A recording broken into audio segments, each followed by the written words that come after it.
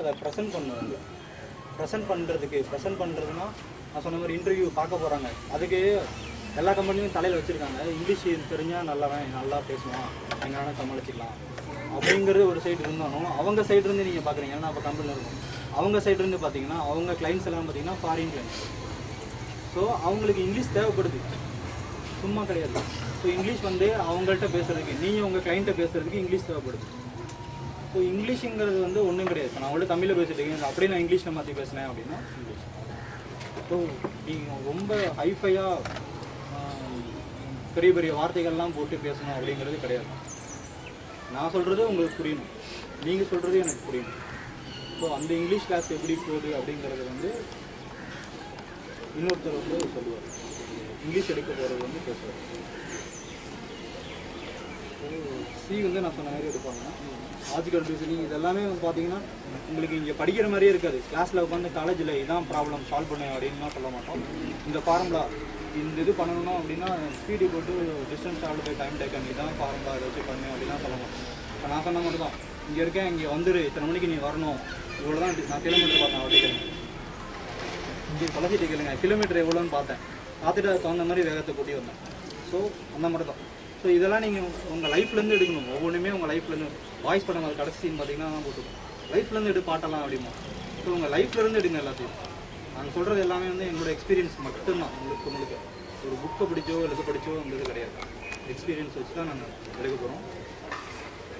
So இது இல்லாமல் இப்போ எக்ஸ்பீரியன்ஸுன்னு சொன்னோம்னா ஞாபகம் வருது. இது இல்லாமல் நாங்கள் என்ன பண்ண போகிறோம்னா, ஒரு காலேஜில் இருக்கிறவங்க இல்லை ஒரு கம்பெனியில் இருக்கிறவங்க, ஒரு நல்ல பொசிஷனில் இருக்கிறவங்க, அவங்களோட எக்ஸ்பீரியன்ஸை உங்களோட ஷேர் பண்ணுவாங்க அப்படின்னா தினமும் ஷேர் பண்ண மாட்டாங்க. அவங்களுக்கு ஒரு நேரம் ஒதுக்கணும். ஸோ அதுக்கு நீங்கள் சனி ஞாயிறு இங்கே வர மாதிரி இருக்கும். ஸோ சனி ஞாயிறு வந்தீங்க அப்படின்னா கெஸ்ட் லெக்சரர்ஸ் அப்படின்னு சொல்லுவாங்க. அந்த மாதிரி ஏதாவது ஒரு கெஸ்ட்டு வருவாங்க. கெஸ்ட்டுனா ஒரு நல்ல தெரிஞ்சவங்க, ஒரு உயரிடத்தில் இருக்கிறவங்க. அவங்க பேசுனாங்க அப்படின்னா உங்களுக்கு தெரியும். இப்போ நான் பேசுகிறேன் இல்லையா. ஸோ அந்த மாதிரி அங்கே வேலை பார்க்குறவங்க பேசுனாங்கன்னா உங்களுக்கு எங்களுக்கு தேவை தான். நீங்கள் வித்தியாசமாக யோசிக்கணும், மற்றவங்க மாதிரி யோசிக்கக்கூடாது. வித்தியாசமாக யோசிக்கிற மாதிரி நீங்கள் பண்ணிட்டீங்க அப்படின்னா முடிஞ்சு. வித்தியாசமாக யோசிச்சிங்கன்னா உங்களுக்கு கண்டிப்பாக வேலை கிடைக்கும். அதுக்கே நாங்கள் உத்தரவு. ஸோ வித்தியாசமாக யோசிக்கிறேன் ரொம்ப வித்தியாசமாக யோசிச்சிடக்கூடாது. ஸோ அதை எப்படி கொண்டு போகிறது அப்படிங்கிறத நாங்கள் உங்களுக்கு ட்ரைனிங் கொடுக்குறோம். சரியா? ஸோ கடைசியாக சொல்கிறது என்னென்னா, நம்ம உழைக்க போகிறோம். ஸோ உழைப்பு அப்படின்னா நம்ம நமக்காக உழைக்கலை, சமுதாயத்துக்காண்டி உழைக்கிறோம். எப்படி உழைக்கிறதுங்கிறத நாங்கள் உங்களுக்கு சொல்லித்தரோம். அது மாதிரி நீங்கள் ஃபாலோ பண்ணிக்கிட்டீங்க அப்படின்னா எல்லாத்துக்கும் நல்லது. ஸோ எல்லாத்துக்கும்னா எங்களுக்கு சொல்லலை, நான் சமுதாயத்துக்கு சொல்கிறேன். வேறு ஏதாவது இதில் நான் சொன்னதில் ஏதாவது டவுட் இருக்கா? ஏன்னா நம்மளே நான் கொஞ்சம் குழப்பிடுவேன், இல்லை தெளிவாக பேசுவேன். ஏதாவது இதில் டவுட்ஸ் இருக்கா? ஆனால் சியில் நீங்கள் நினைக்கிற மாதிரி எல்லாரும் படிக்கும். மெக்கானிக்கலாக இருக்கீங்களா? கம்யூனிட்டி டிபார்ட்மெண்ட்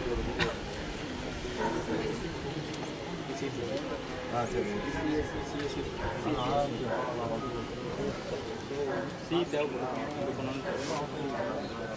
அப்போ படித்தது 4 வருஷம் முன்னாடி படித்தது தான் இன்னுமே எனக்கு யூஸ் ஆகுது. நேற்று அட்டன் பண்ண இன்டர்வியூ சி ரொம்ப முக்கியம். அதே மாதிரி இங்கிலீஷ் நீங்கள் கம்யூனிகேட் பண்ணணும். கம்யூனிகேஷன் ஃபுல்லாக இங்கிலீஷ் வரும். ஸோ ஆங்கிலத்துக்கு அப்படியே போயிடாதீங்கன்னு சொல்ல, தமிழை மறந்துடாதீங்கன்னு சொல்ல.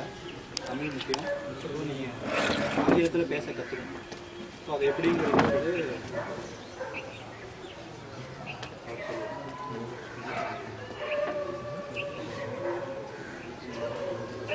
வேறு ஏதாவது டவுட் இருக்கா உங்களுக்கு? நான் எப்படி கிளாஸ் எடுக்க போகிறோங்கிறத நான் சொல்லியிருக்கேன். நீங்கள் தான் உட்காந்து எழுத போகிறீங்க, நீங்கள் தான் எல்லாமே பண்ண போகிறீங்க.